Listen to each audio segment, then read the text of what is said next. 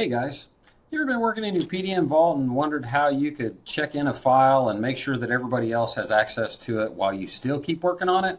Well, today's Q-tip is for you. So let's say you have a SOLIDWORKS file here that you're working on and you've got it checked out. And then during the day, you want to basically push it up to the server, but you don't want to have to check it in and then check it back out. Let's say that you update the data card, you update the CAD model so that you've got a shaft here, and let's say that you add maybe a keyway slot or you add another O-ring groove. You need a way to update the server and then keep working. So here's the deal. Whenever you go to check in, click on check in up on the ribbon, or you can right click on the file and then go to check in. This little known feature of keep checked out is something that's a great tool for any designer's arsenal.